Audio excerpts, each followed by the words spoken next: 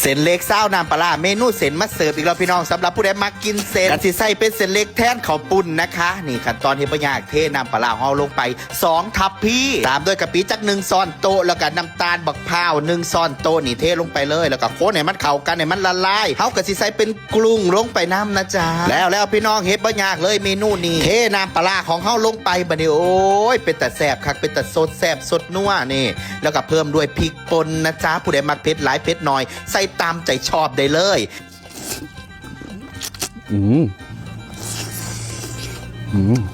มันจะเป็นฟิลแบบเส้นนุ่มๆเธอนุ่มเหนียวเนื้อ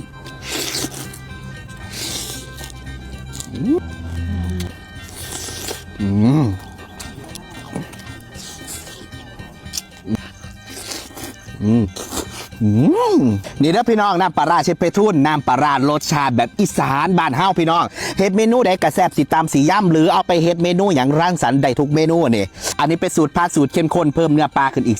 30%รับประกันความนัวความแสบไปถ้าได้เคยลองน้ำปลาร้าเชฟเพทุนสูตรนี้ไปหาลองเบิ่งเด้อสนใจน้ำปลาร้าคอมเมนต์หรือทักหาน้องแอดมินได้เลยนะจ๊ะ